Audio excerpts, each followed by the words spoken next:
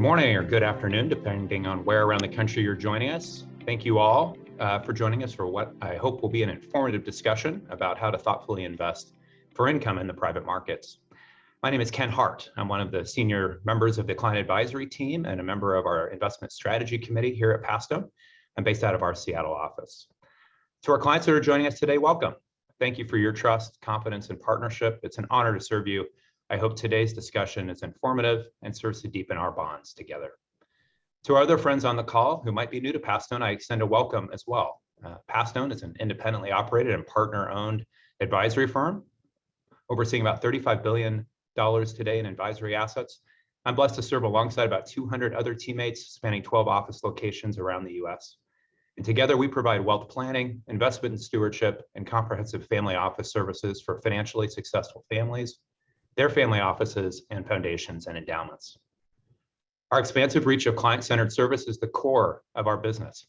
An integral part of this for the clients that we're blessed to serve is the stewardship of investment capital. An important part of that work is affording our clients thoughtful access to the private capital markets through some of the best investment thinkers and operators around the world. And that includes our two guests today.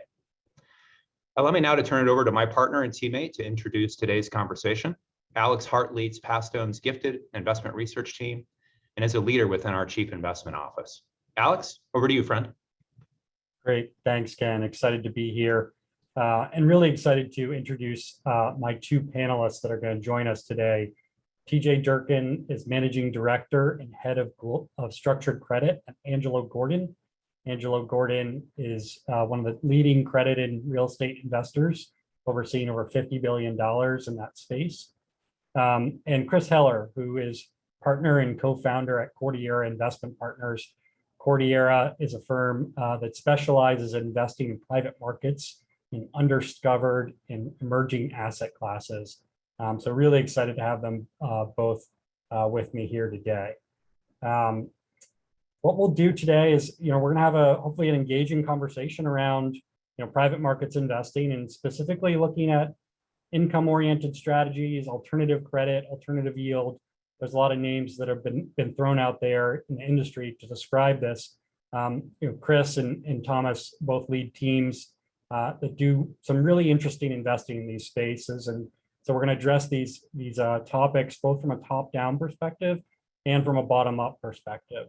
So there's lots to talk about given the macro environment. If you have questions along the way, please do submit them. You should see at the bottom of your screen a Q&A function, and we'll be monitoring that. We're going to spend about 40 minutes talking about the markets and where these folks invest. And please submit questions along the way. We're going to reserve about 15 to 20 minutes at the end to address those questions in more detail.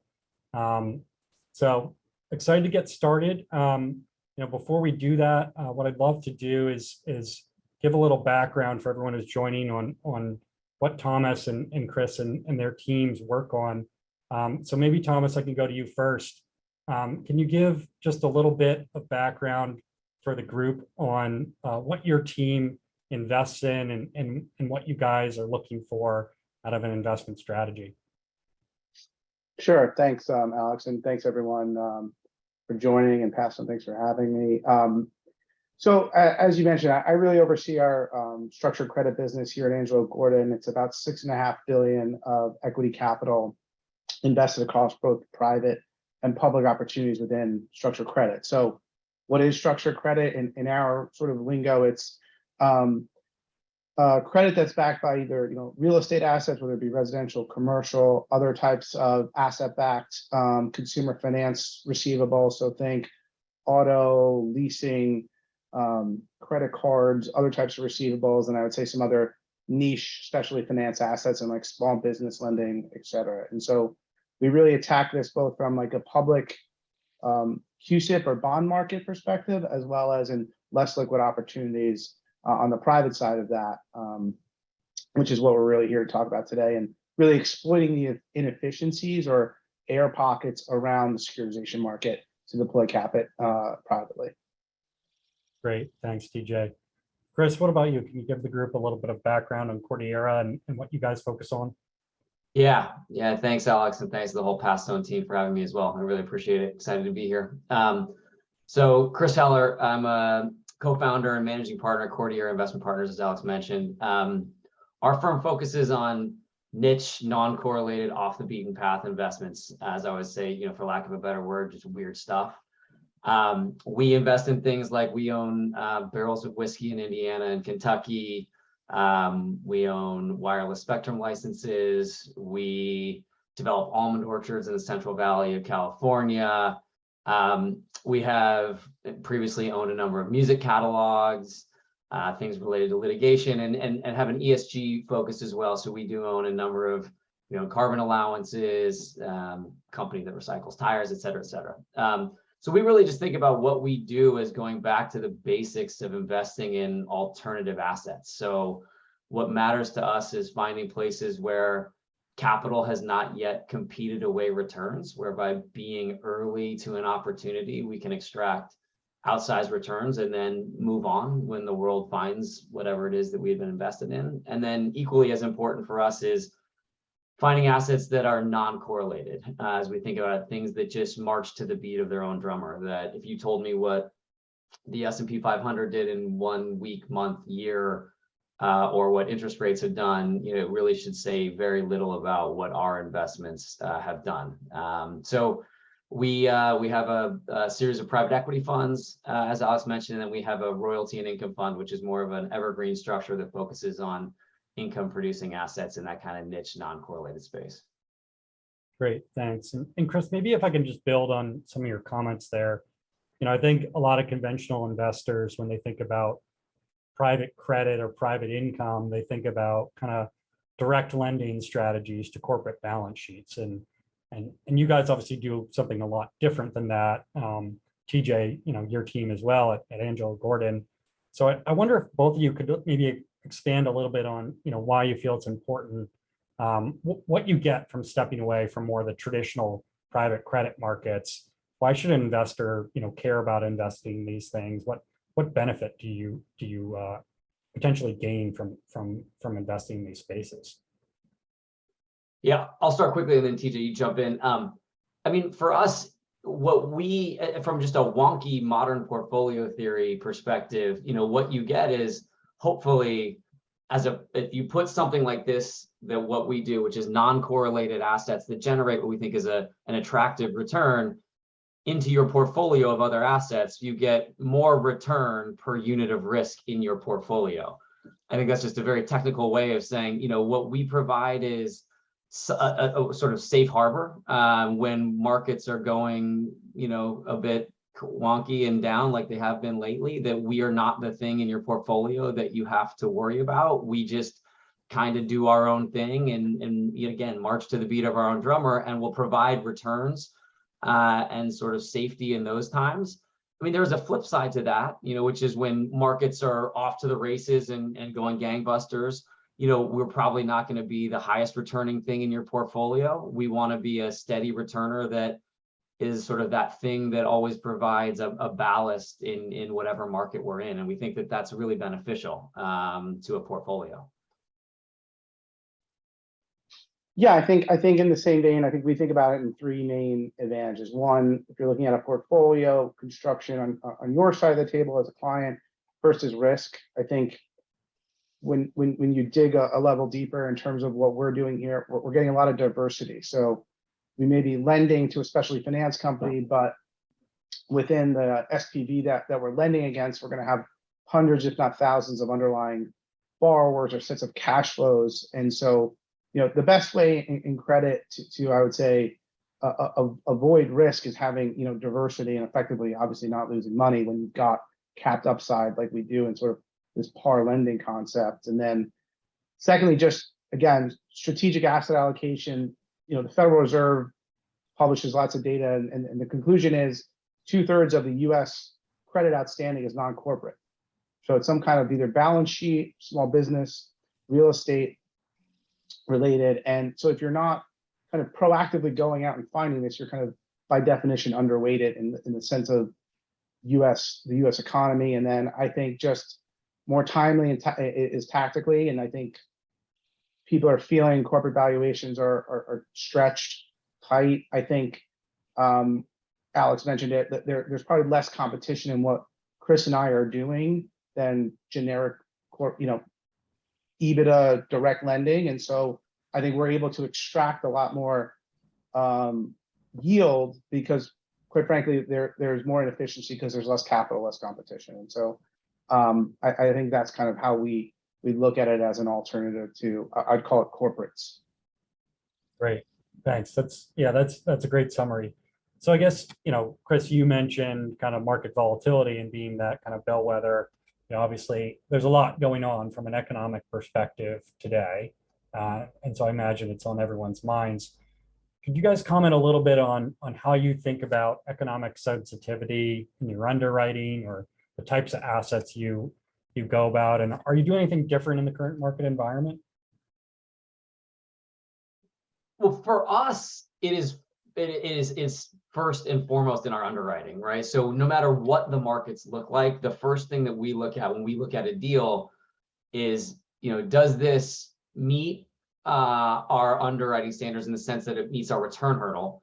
And then the second question we ask ourselves is, can we prove to ourselves that this is non-correlated? Or look, I would say there's no perfect non-correlation out there, but at least very, very muted correlation. And so it has always been what we've done for 8 years. And so for us, we don't really change what we're doing. We look for things that aren't going to behave the same way that the markets do. And so again, when markets are up, it does its own thing. When markets are down, they tend to do their own thing. And look, we don't always get it perfectly right. There were moments where we owned some California carbon allowances, and when the pandemic hit, nobody was driving and nobody needed carbon allowances, and you can't predict everything that's going to happen in the world. But what we're trying to do is find a portfolio that, for the most part, is going to do its own thing. And I keep saying this, but essentially march to the beat of its own drummer and not really have echoes of what's happening in the market. And I feel fortunate that, over the last, call it 4 to 6 months, we really just, while I am tangentially aware of what's happening in the markets, what we invest in is really sort of idiosyncratic opportunities and are more, focused on just sort of what's happening in our individual opportunities. In almonds, it's more about, bee flight hours and weather than it is about anything else that's happening. In our water investments, supply, demand of water, and whiskey, it's completely unrelated to what's happening in the markets. And so if we're doing our job at Cordillera, we should be fairly agnostic to what's happening in the markets today. The one thing I will say is, obviously, in our royalty and income fund, we do lend against mostly assets. To TJ's point, we're not lending really to corporate balance sheets, mostly against assets. So we have loans against whiskey barrels, loans against boat marinas, the cash flow. Most of what we do is sort of royalty based, and so there's no real threat to us from a mark perspective in terms of what's happening in interest rate markets. But we do have some fixed rate term loans against assets that, just from a math perspective, when interest rates move, might mark slightly differently. And we think about this as about a quarter of what we do. But what's important to us is that the underlying asset, or the underlying thing that is generating the cash flow to pay us back our loan, is not correlated with the economy. So it's not like that thing is going to be in trouble and fall off a cliff. When it might just be some math around the mark, but that the asset itself is generating a non-correlated cash flow stream to pay us back in that loan. Great, thanks, Chris. TJ, what about you? How do you think about economic sensitivity, either in your underwriting or portfolio construction? Yeah, I mean, we're probably looking at things a bit more mainstream than Chris, and it's, again, if you think about it versus corporates, we're probably much more focused on macro than micro, and some of, you'll probably hear me talk about this a lot. Like in corporate lending, I think you have much more cliff risk. If something goes bad in that company, it's not going from a par loan to like 95. Like you're probably having a pretty severe impairment, whether temporary or permanent. I think, given, again, the kind of concept of law of large numbers, we're focused on macro things that you would expect, right? So unemployment rates, property values, how that all intersects. And so, luckily, sitting here in 2022, there's a tremendous amount of data available. We have an entire quant team that's really trying to, collect, sensitize, and then really create different macroeconomic scenarios that we can stress our downside to, if you will. And so I think that is kind of the big benefit versus having a longer duration kind of par asset in corporates versus a lot of our cash flows keep our duration short. They're amortizing cash flow. So instead of having a 7-year bullet, maybe we've got something with a 3-year maturity, but 1.5-year duration. And so if rates are really moving higher, we'll be able to reinvest that capital as it comes back at higher rates. We're generally lending at a SOFR plus concept. So from a math duration point of view, we're insensitive, but we're really limiting that risk and sensitivity and having a lot of our assets be much shorter duration than other assets that you might find in a fixed income portfolio. And you guys both touched on interest rates. Obviously, we've seen a pretty dramatic move on a year-to-date basis here. And in the equity markets, that's translated into some of the high valuation stocks really re-rating on their multiples and becoming much cheaper, which makes sense in that market environment.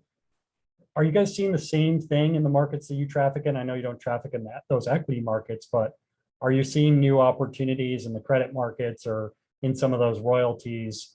Or are those really insulated and the returns you're achieving are kind of the same?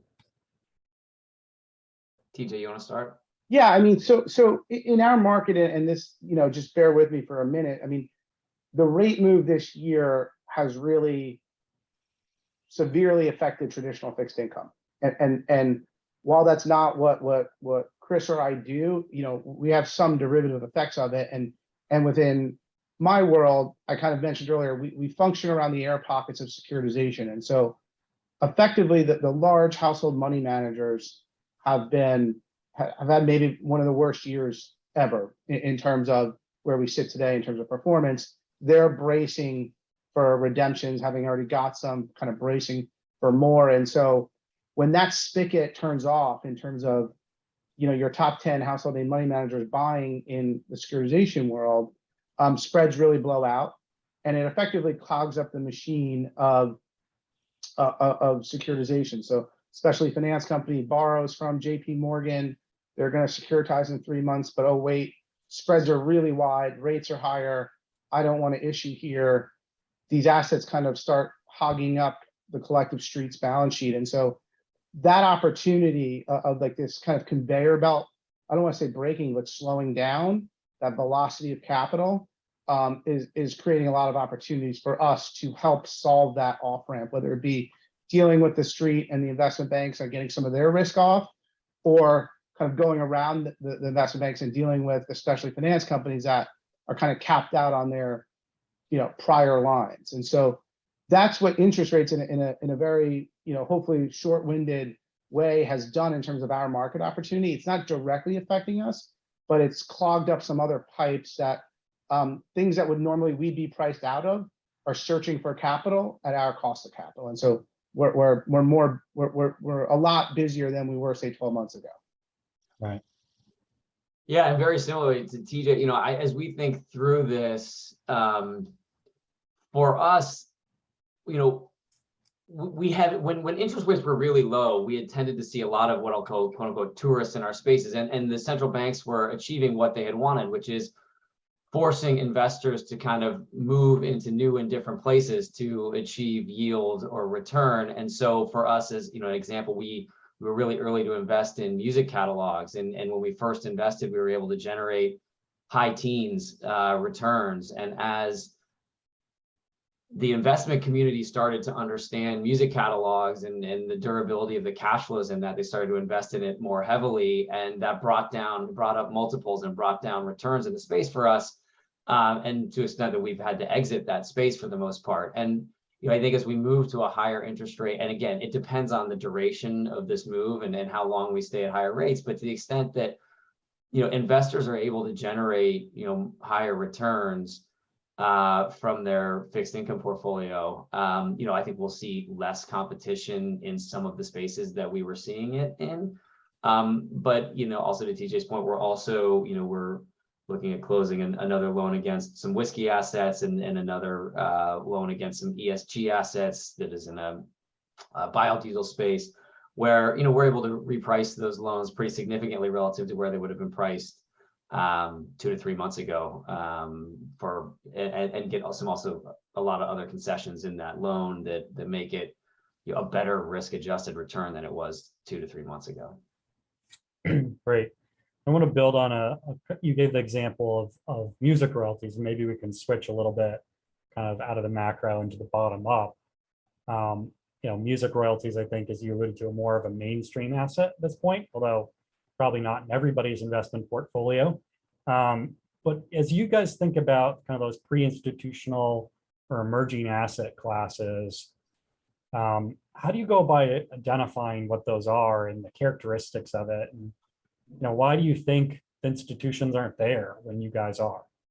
Yeah.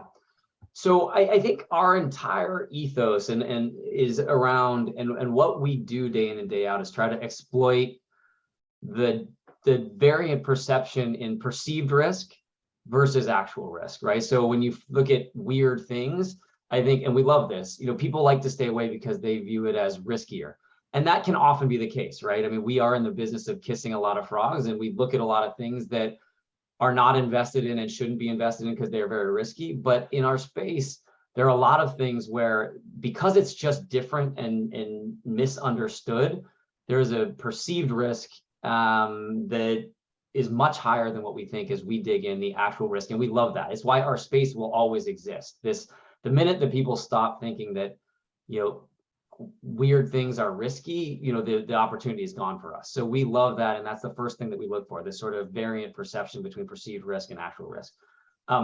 We care a lot about, and TJ mentioned about this, the competition. If we're looking at something in an opportunity where there are other private equity funds or other institutional investors around competing for that deal, we're in the wrong space. So we look for who else is looking at the deal. We also look at who owns this asset class. So traditionally, we've invested in boat marinas and a company that rolls up boat marinas, and we're looking at some music venue opportunities, which are highly fragmented and typically owned by mom and pops, and we like that space. We like spaces that are fragmented and not institutionally owned. So it's a big, signpost for us as to who owns these assets, which is really important for us. And then what we're not doing at Cordillera is trying to invest in something that's brand new, where there's no known exit today or no history of that asset, and that it's like, hey, well, if we build it, they will come. Like, that is not something that we do. So, we invest in things where there's typically a decent amount of history and historical data around how assets perform in different environments. I keep using both whiskey, boat marinas, and music. In all of those, and in a lot of litigation opportunities that we've looked at, boat marinas have been around since the dawn of time. We've been able to get NOI information from our marinas since the 40s and 50s. Whiskey, pre-World War II, we understand how those assets have performed for a long time. Boat marinas, again, lots of data around how they've performed. So we want things that have data. It's not like, hey, brand new technology, how is it? We don't know how it's going to behave, but let's be early and then hope that some exit comes. So we need to sort of have some historical data around that non-correlation, and then have a viable exit today. And now other exits may develop over time, but at the moment we underwrite a deal, we have to know what that exit would be today, and then with that exit, it can meet our return hurdles. So those are kind of the things that we tend to look at for what works as a Cordillera deal. Great. And TJ, you mentioned, I think in one of your earlier comments, this concept of financing gaps. How do you guys go about finding those gaps, and why do you think they exist? I mean, what position you guys well to sort of understand and take advantage of those gaps? Yeah, well, I think what positions us well is, like, I've been here 14 years. We built probably one of the larger structured credit franchises on the alternative side. So yes, there's money managers and insurance companies that buy the investment grade portion, a lot of these securitizations, but in terms of people doing the real bottom, credit work kind of at the bottom or on more privates, there's only probably a dozen or so of us that are really there. And what we've tried to do is marry the public and private into a kind of a one-stop shop for, the sell side for specialty finance. And it's my job to really be able to serve them and have the right capital to pursue the opportunity presented to us. It's a hard business, right? There's a lot of data. You can't do this with 4 people, a Bloomberg and Excel, like you could maybe again, not to pick on corporates, but like EBITDA lending, do it at a 5 times multiple, put L plus 550 on it and call it a day. Like that's not how this works. We have 30 investment professionals kind of with specialties in whether it be asset management, sourcing, PhDs in the quant side for the analytics. And so you got to kind of marry all that together and be able to sort of attack that opportunity. And I would say as, a trend probably everyone's aware of, but as post, Dodd-Frank, more and more, you call it Main Street lending, moves away from the depository institutions, banks, and these specialty finance companies, they need this kind of, growth debt to keep their businesses going. And so that's why the opportunity set from just a pure structural standpoint, unless, they rip up Dodd-Frank and all the rules go back to, 2000, just thematically, there's going to be more need for private capital to finance these companies. And, it allows us to be very choosy, very selective, and, create, tight covenants, good pricing. And how we think about the exit, to Chris's point, is we can, most of these companies really, I would say, always aren't reinventing the wheel. They're looking at a existing competitor in the space, pretend it's credit cards, if you will, and they think they've got kind of a different way to either service that consumer or lower the cost structure, but like they're not really typically inventing a new product. And so we can kind of underwrite that, cohort it from a risk perspective to like who they're aspiring to be.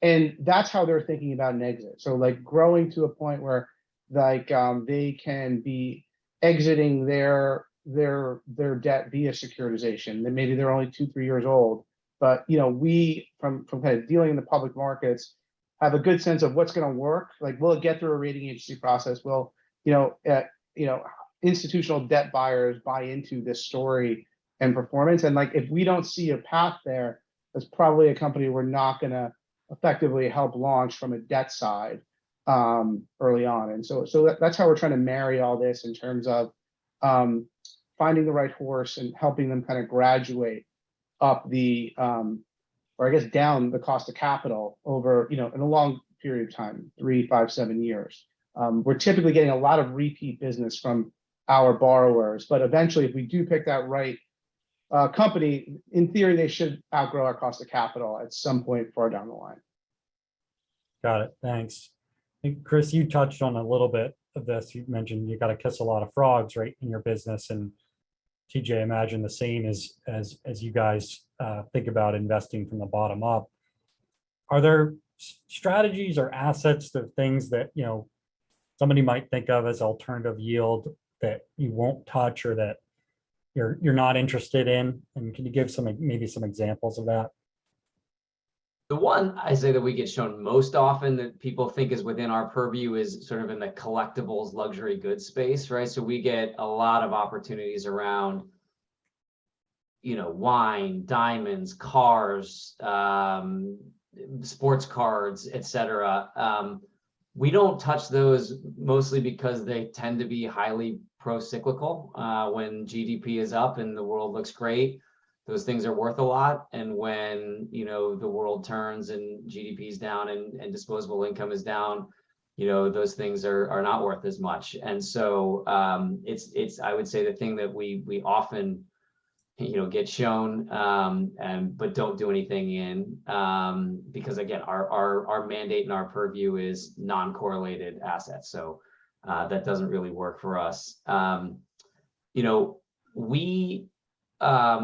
ESG is a big, and I think we'll maybe touch on ESG a bit later, but we do turn down a number of things in deals We had looked at an alligator farm and done a lot of work around alligator farming previously as a phenomenally compelling business, one of the most interesting businesses we've looked at, but ended up saying no from an ESG perspective. We don't do anything in cannabis. So I think we end up saying no to a lot of things there. And then, yeah, it's really just, and then the other thing that I think we often get is, hey, look, if some traditional thing exists here in the US, but maybe it's new over in Europe or Africa, or, we don't just say because it's an asset that is understood here, but in a new geography, it might be niche or non-correlated. It's not really what we do. We tend to do most of our investing here in the States. We have pretty concentrated, our funds are fairly concentrated because the assets themselves are not correlated with one another. So we get a lot of diversification with a concentrated number of assets, but that also means we don't want to take a lot of currency risk. Like we might be totally right with the opportunity, but if it's not denominated in US dollars, we are not macroeconomists. We don't want to be making those currency bets. And so we tend to not do anything sort of outside of the US, or just because it's different. And then the last is, oftentimes we're like, hey, if when oil was trading, at negative $20 a barrel, is that something that's interesting to us?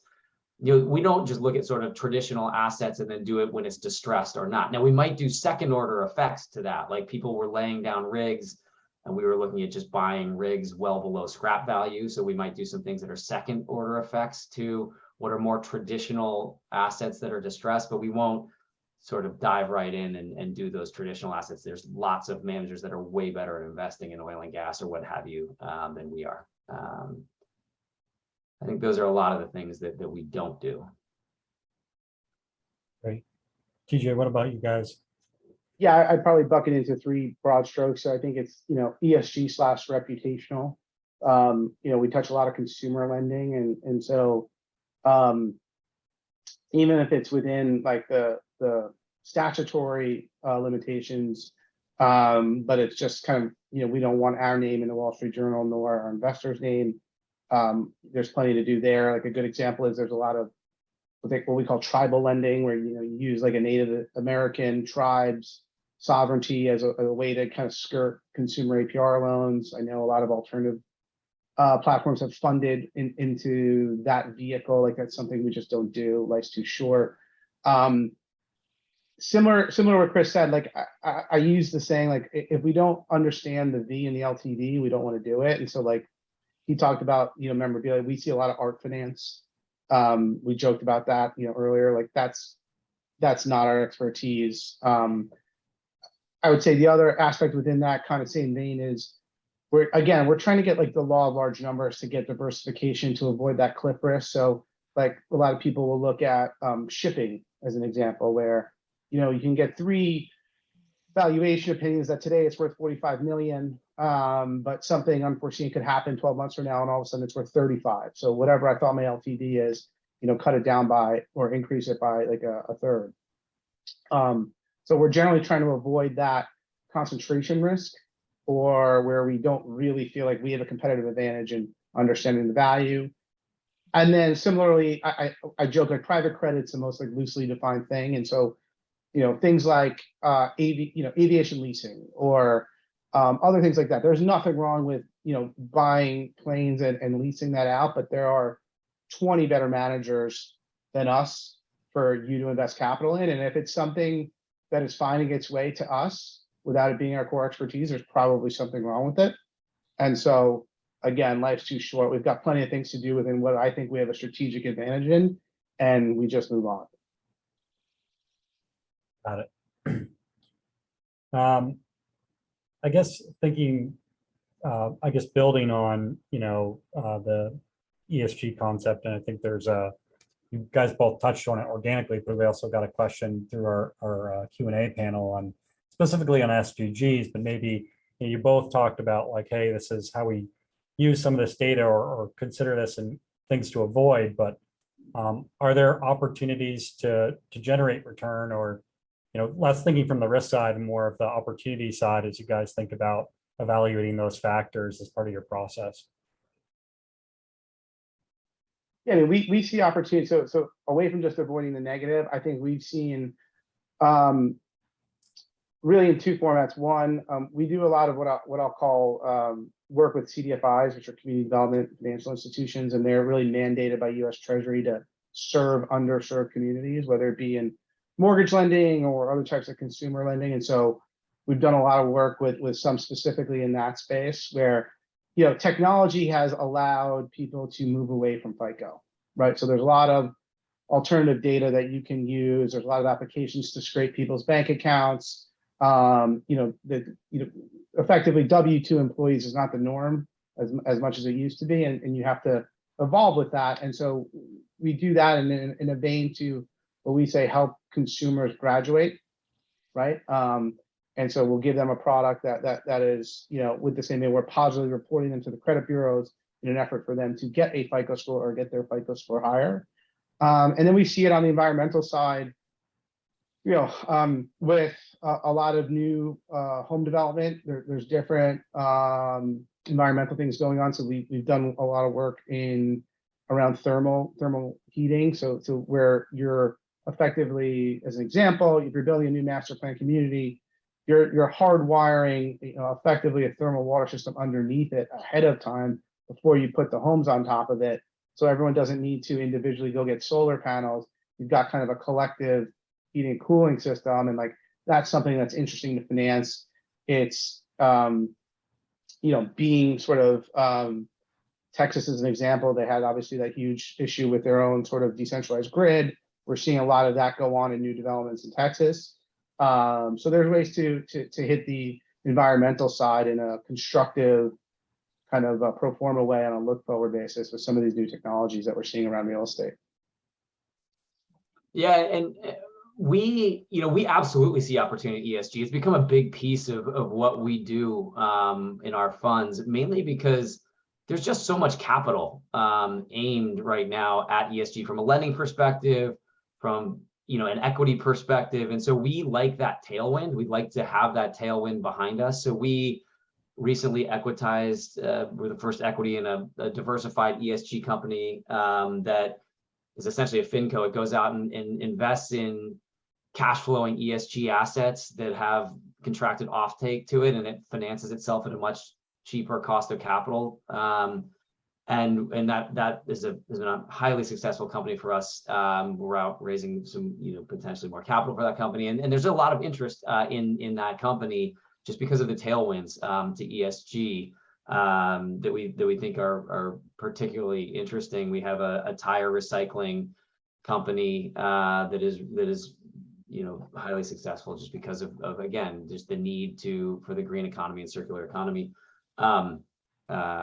which has been really helpful for us. It's an opportunity, more of a sort of more than it is about just doing good. It's also an investment opportunity. We get the double bottom line. We think that is really interesting. And the other thing that we can exploit, we also invest in carbon allowances, which is a little bit more of, while regulatory is a risk to a lot of these ESG spaces, they're also a tailwind. And from a carbon perspective, you want to be on the side of the regulators, and they have a vested interest in driving the cost of carbon allowances up, because that's what makes it painful. If carbon allowances are too cheap, you'll just buy the allowances and not actually start abating anything. And so, there's a lot of regulatory reasons why we like investing in carbon and other spaces. And so those are kind of the two places that we try to exploit. One is just, where can we invest where just the tailwinds to ESG are helpful to the investment thesis? And then secondly, where we've got regulatory tailwinds, or we're on the same side of the regulators, because you certainly don't want to be on the opposite side of regulators. Great, thanks. That was really helpful. We're kind of at 40 minutes here, and we've already kind of organically started transitioning to the audience Q&A. So, if you've got questions, please submit them through that Q&A function. But maybe we'll get started with a few of these here. Chris, there was a question came through of, is there a secondary market for some of these weird niche opportunities that you invest in? So there are for some. So again, like I said, we always have to underwrite and exit. So Sometimes it may not be in a secondary market. I would say obviously the big secondary market for music assets. There's a huge secondary market for the whiskey assets that we invest in. If there's not, there has to be an obvious way to get out of it. For us, our preference would be to invest in all self-liquidating assets, self-amortizing assets. And it's about half of what we do. And that's why we like royalty streams so much, which is you pay up front for the right to receive some cash flow over time. And that cash flow over time is what generates all of your return. And that asset that you bought could be worth nothing. We typically amortize that down to nothing at the end. And so we don't have to go sell it or do anything with it. It's why we like the royalty space. It's why we're attracted to some things in litigation where you invest in litigation and the way you get out of that is through what a judge or a jury or a settlement happens. You don't have to go sell it to anybody. And so I think a lot of what we do is look for these sort of self-amortizing, self-liquidating spaces, but we do own about half of things where you need some sort of exit. And that exit can come from either an active secondary market or some other industry participant. Like when we were underwriting music, at the time, there was not as active a secondary market where we owned Bob Marley's catalog, where you could just go and sell it to somebody else in the market. But the big four music publishers were out there and they were they had an appetite for somebody who was willing to aggregate a lot of NPS or cash flow to a publishing catalog and then sell it back to the music publishers. And so that was a viable exit when we first started to invest. As we were 5 years into it, a huge secondary market evolved that paid us a much higher multiple than what we had underwritten. So sometimes those secondary markets can develop, but if not, we have to know, who we might sell something to at the beginning. And it might, wireless spectrum licenses is something that we've done for a very long time. It's just inventory finance, and it's inventory finance for really just four buyers, which are, the wireless carriers, AT&T, T-Mobile, Verizon, and now Dish. But that has been a market that has existed for a very long time, and we know exactly, why they need to buy it from us. It's just inventory finance for them. But there's not a massive secondary market for those. And so we have to understand those when we go in and understand why they want to buy them from us and why they allow us to generate the returns that we can generate by providing inventory finance for those carriers. So I hate to say it, each individual investment we make is really idiosyncratic as to how we get out, but that exit is really important to us and in our underwriting. And TJ, obviously for the liquid stuff you guys do, it's their secondary market there, but thinking about more on the private side, what is the liquidity of these assets? Yeah, again, it kind of depends. I mean, I think we're generally, if we're lending to a specialty finance company, most situations, they are using our facility to aggregate to a critical mass. And so that critical mass could be that company is effectively going to go sell their assets to an aggregator or a financial buyer of that. More often than not, that company is actually just trying to start issuing their own securitizations because that's just a lower cost of debt than what we're providing them. So if we're lending them at L plus 1,000 or SOFR plus 1,000, they may be able to execute a securitization at SOFR plus 400, right? But they have to get both a critical mass, and then what we're often doing is giving them the runway to get proof of concept to, I would say, further develop their track record so they can go to Moody's, S&P, Fitch. And that's the whole arbitrage from their seat, is getting a comprehensive, well-worn set of data over a long enough period of time so that they can go hit the investment grade securitization market and sell bonds to BlackRock, PIMCO, et cetera. And so that's typically like how we're looking at it. And we obviously structure in multiple covenants to sort of start delevering us. We'll give them 2 years to revolve with a 1-year AM after. So if they're not getting there, we're sort of de-risking before we actually get to a final maturity. But that's often how, when we're lending to these companies, we're going to get paid back via one of those two execution options going on by the counterparty. Right. And I guess maybe TJ, right back to you. You had mentioned prior kind of technology and leading to some of these consumer finance opportunities, and we touched on a couple of secular trends, but really broad question, as you guys think about technology advancements of the last decade and what's coming, Has that changed the opportunity set you invest in? Has it changed the due diligence process that you go through? Gigi, maybe you can hit that Yeah, one so, first. so I mean, again, if you rewind the clock, we've been here since 2008 when we really started this business. Angelo Gordon has invested over $10 million into the technology infrastructure. We have 4 dedicated software engineers that work for my investment team, not the broader cross set of AG. So, you can get as much data as you want. You can buy as much data. We have proprietary data set like sources, but you need somebody to be able to sort of aggregate it and make it digestible. And so you have to invest in that human capital part of it. And it really allows us to just make better decisions faster, right? Being able to harness all this information, have it effectively scrubbed and QC'd and kind of at the click of our fingertips for a lot of the broad-based sectors. From an opportunity set, what I would say technology and data part and parcel has done is it's really reduced the barriers to entry for a lot of newcomers into the space. And so that barrier to entry allows a lot more competition, and it allows us a much wider funnel in terms of especially finance companies, effectively sponsors that we have the opportunity to sort of canvas, survey, and then pick the management teams and business plans that we want, versus say 20 years ago when banks really controlled a lot of the data facing Main Street, whether it be small business lending, whether it be consumer mortgage, et cetera. That's effectively been democratized because of third-party technology and data. Yeah, for us, it's less from a sourcing and diligencing perspective, it's less effective for us and what we do. But we just think about,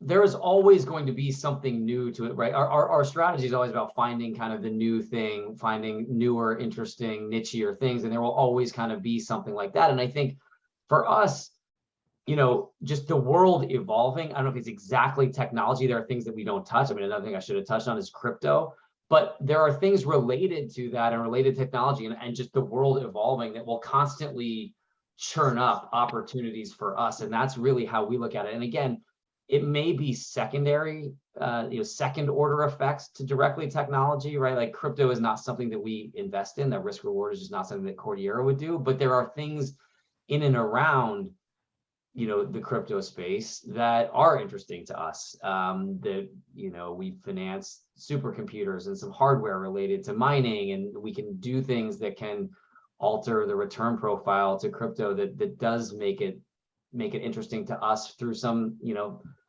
tangentially related things. And so for us, as we think from an opportunity set about technology and just the evolution of the world, and it's helpful to us because it's the thing that constantly helps churn up new opportunities for us, whether it's directly or indirectly. Right. Thank you. Yeah, we did get a question through the chat on cryptocurrency, so I think you hit that. GJ, fair to say you guys don't invest in crypto, but No, we don't. I think we definitely don't invest in crypto. That is definitely not our mandate. I would tell you, blockchain is, you have to separate the two. And I think blockchain is interesting. I think if you think about, so we're not investing in it. We actually are just looking at it from a forward perspective. It actually blockchain probably pops into my head more like short opportunities. Not so much that we're investing in a private credit fund, but just, like disruption in things like title insurance is kind of like ripe for the taking in terms of blockchain. Again, it's not like an investment decision that we're making, but you can connect the dots on how it's going to be very useful in, I would say, everyday finance, to the extent it gets really adopted. But we're not, actively investing in it. But it's too omnipresent to ignore the effects of blockchain scraping away crypto. Great. And then we had a specific question from an audience member about gun manufacturers and whether that's a space that either of you would traffic in. Obviously, a number of really tragic events occurred in our country over the last few years. Curious to just confirm or ask you guys your thoughts on that from an investment perspective. Yeah, our ESG mandate explicitly excludes weapons and weapon, both small firearms and weapons of mass destruction, sort of anything in that kind of weapons space. Yeah, agreed. It's a no-fly zone. Great, thanks. Any other questions from the audience here? We're coming up on our allotted time, just short of it, but we've got time for one or two if there are any last minute.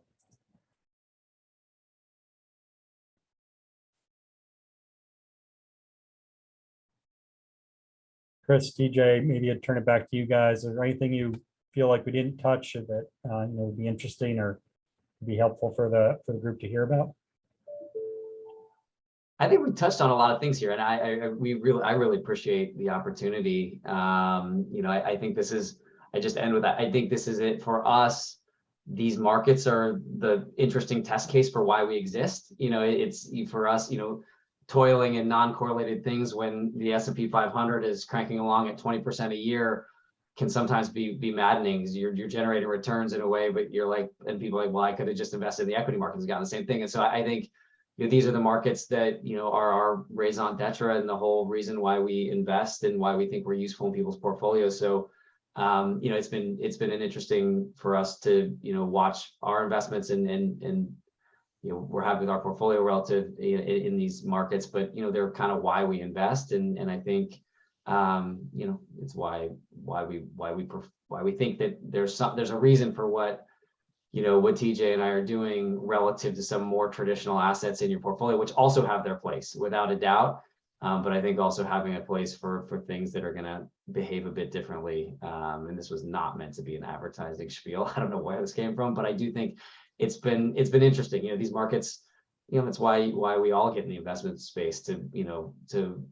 take advantage of things when opportunities present themselves. And I think these are interesting markets for those. Right. And past on, we would agree, really important to think about portfolio construction, and obviously, clients have exposure to those traditional asset classes, but thinking about diversification and creating a sustainable outcome is really important for investors. And appreciate the partnership, Chris and TJ, and thank you for your time. Really great dialogue and discussion, and hopefully everyone learned a little bit today. I know I did. Thanks, Alex. Thank you, everyone. Thanks everybody. Take care.